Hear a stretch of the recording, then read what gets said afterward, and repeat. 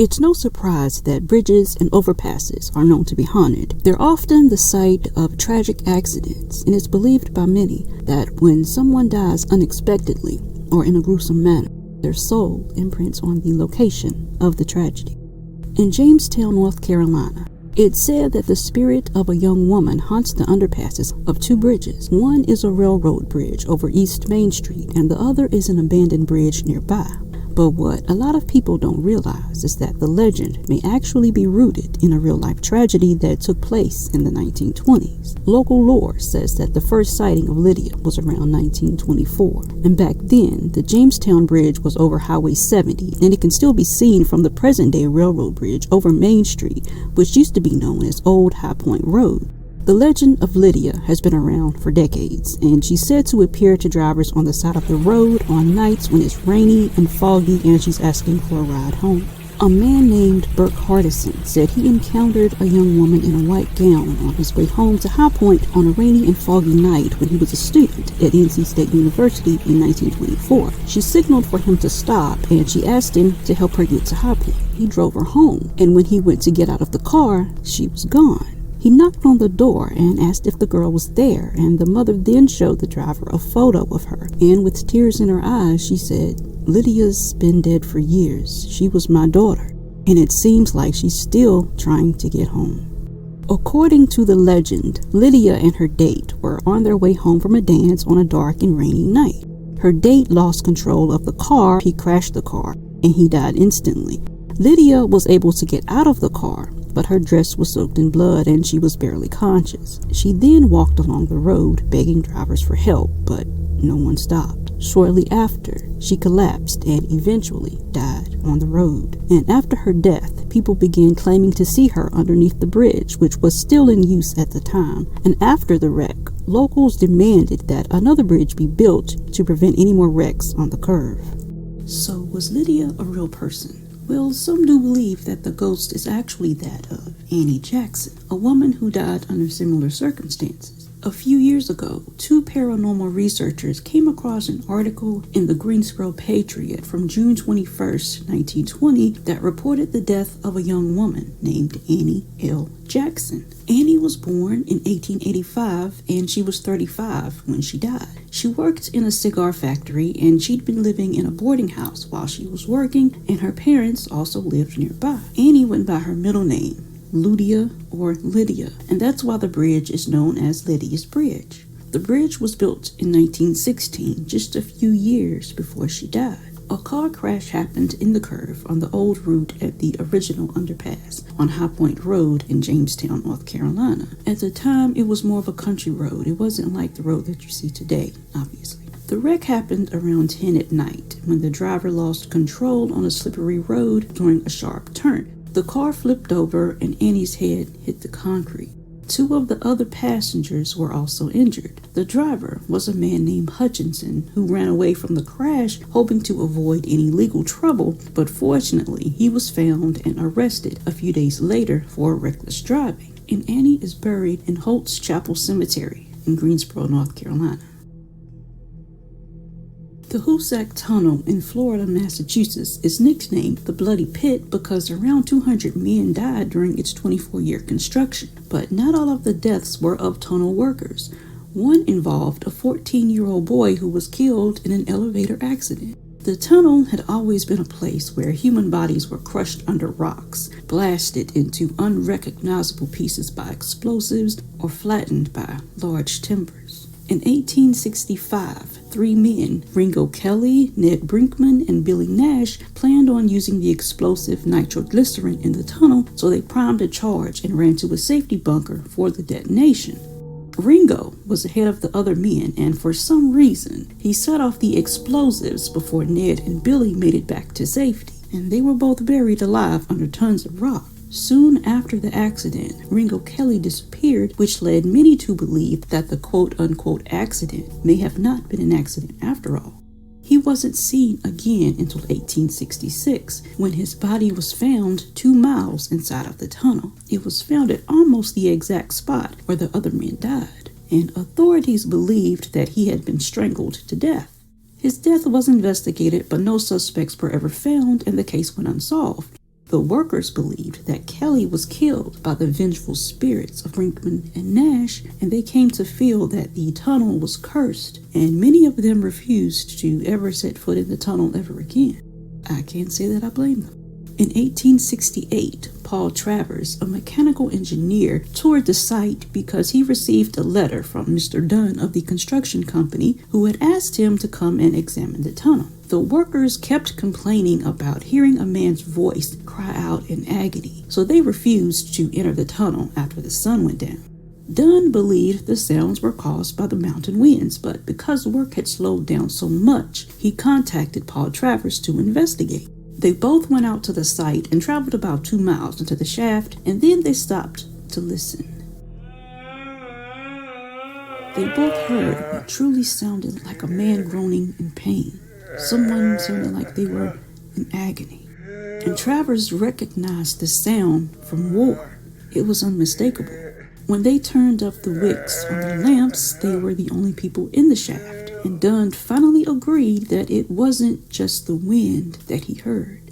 A month later, one of the worst tragedies to occur in the tunnel happened on October 17, 1867, during the construction of the central shaft. The tunnel has a 1,000-foot vertical chimney for exhaust to escape, and on that fateful day, fumes ignited, causing an explosion that destroyed a hoist. The equipment and burning hoist parts fell down onto the men who were working at the bottom. 4 men near the top of the shaft were able to escape, but the 13 men working 538 feet below were trapped. The pumps were also destroyed, so the shaft soon started to fill with water. Rescue efforts were made, but the fumes were just too strong for anyone to go down into the shaft.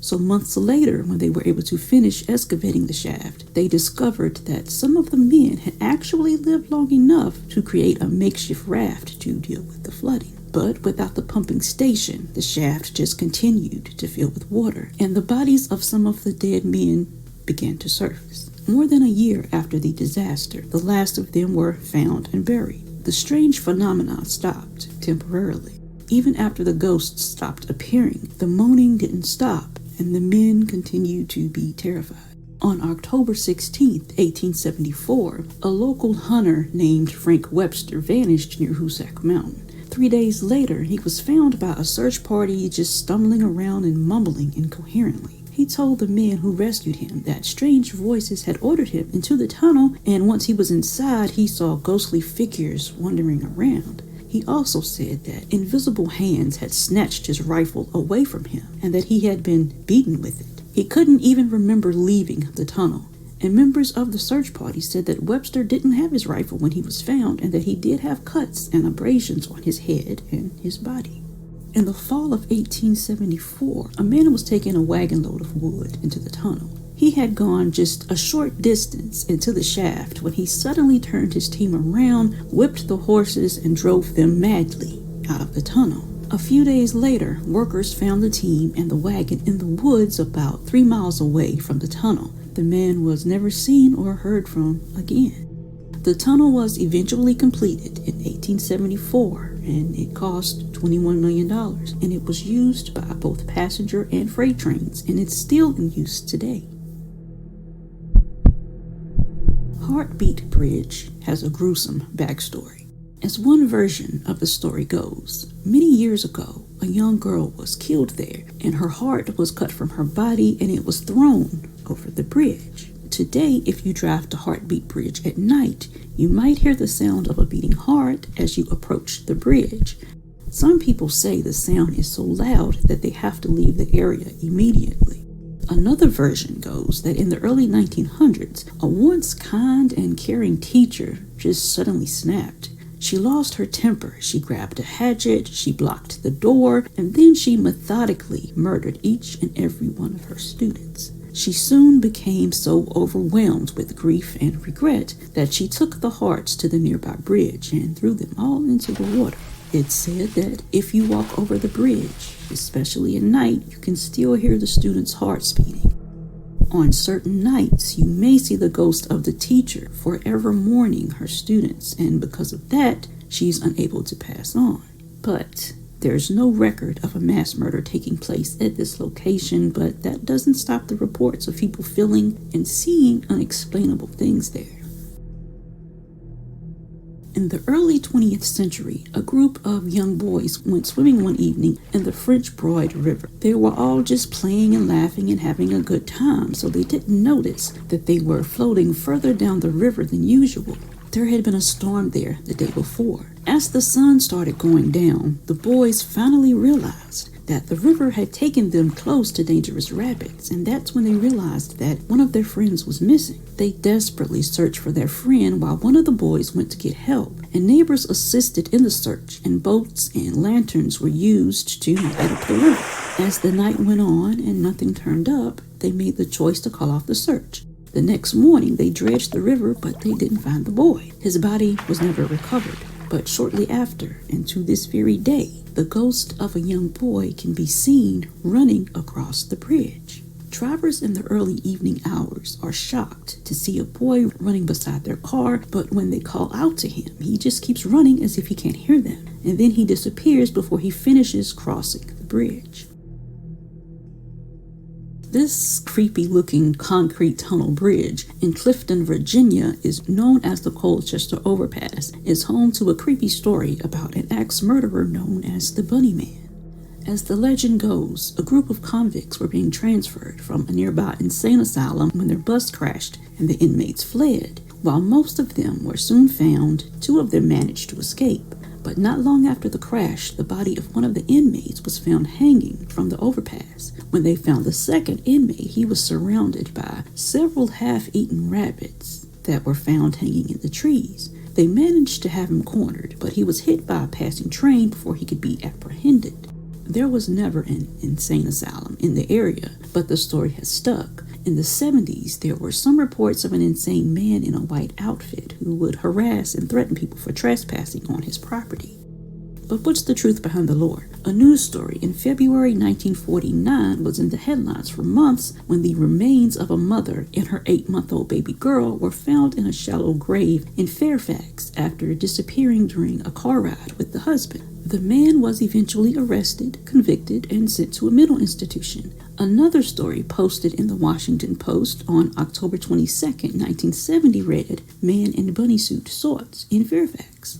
The story was about an Air Force cadet who went parking with a girl on Guinea Road in Fairfax, and how a guy in a white suit with long bunny ears threw a hatchet through the car's window, and he then just skipped off into the night.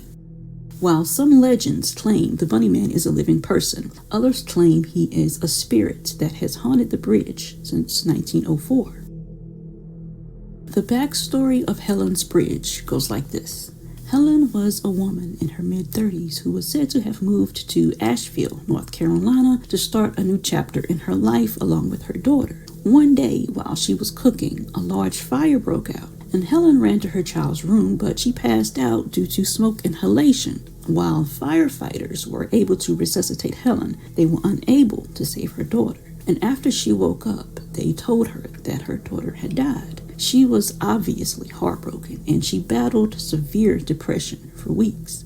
The pain was too much for her to bear, so one day while she was taking a walk in the woods, she came up to a bridge near Zealandia Mansion, and she hung herself from one of the steel posts. While the story of Helen's death may have been linked to her child's death, there may have been an entirely different reason that she took her life. It's said that she was having an affair and she had gotten pregnant. After the man rejected her, she was so distraught that she decided to end her life. So over the years, strange things started to happen around the bridge.